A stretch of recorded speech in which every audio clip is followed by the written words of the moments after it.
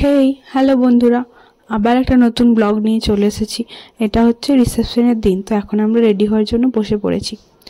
তারপর রেডি হওয়ার পরে আমরা চলে এসেছি যেখানে রিসেপশন পার্টির অ্যারেঞ্জমেন্ট হয়েছিল সেইখানে। তো চলো তোমাদের ভেতরে নিয়ে যাই, আর কি সুন্দর সাজানো হয়েছে চারিদিকটা সেটা তোমাদেরকে একবার ঘুরিয়ে দেখিয়ে দিই। দেখতেই পাচ্ছ এন্ট্রিটাই কি সুন্দর, তো ভেতরটা আরও সুন্দর সাজানো হয়েছে আর পুরো এরিয়াটা অনেক বড় ছিল। সামনেই এইদিকে হচ্ছে খাওয়া দাওয়ার ব্যবস্থা, সামনেই গণেশের মূর্তিটা রাখা হয়েছে। আর চলো এদিকে চলে যাই আমরা। এদিকে হচ্ছে ব্রাইড আর গ্রুমের বসার জায়গাটা, তার সাথে স্টল, আর তারপরে অর্কেস্ট্রা হয়েছিল, সেইখানে বসার জন্য সিট সব কিছু এখানে ব্যবস্থা হয়েছিল। আর একটা সেলফি জোন ছিল। তো সব কিছু মিলিয়ে মিশিয়ে খুব সুন্দর আয়োজন করা হয়েছিল। তো চলো এখন আমরা যাই ব্রাইড আর গ্রুম যে ফটো তুলছে সেগুলো ভাবলাম একটু দেখে আসি। দেখো এখন ফাঁকা, লোকজন আসেনি, তো ওরা পোজ দিয়ে ফটোগুলো তুলে নিচ্ছে। এগুলো সারা জীবন স্মৃতি হয়ে থেকে যাবে। তো এখানে হচ্ছে অর্কেস্ট্রা হচ্ছিল।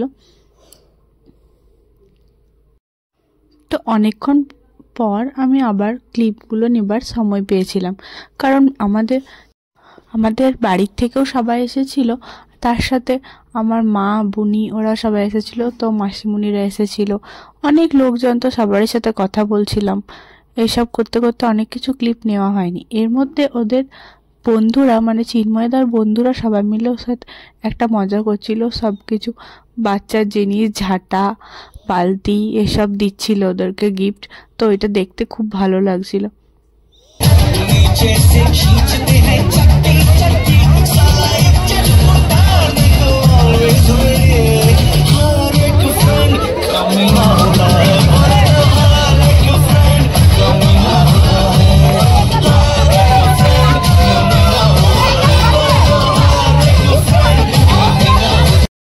তারপর অনেকটা রাত পেরিয়ে যাওয়ার পর আমরা সবাই খুব ডান্স করছিলাম। তো চলো দেখো আমরা কতটা এনজয় করেছি।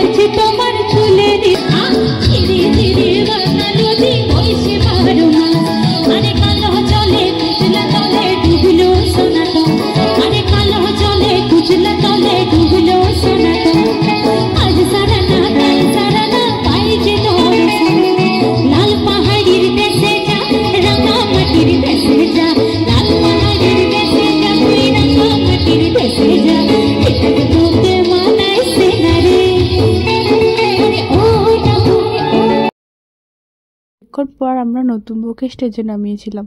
নাচার জন্য আমাদের সাথে।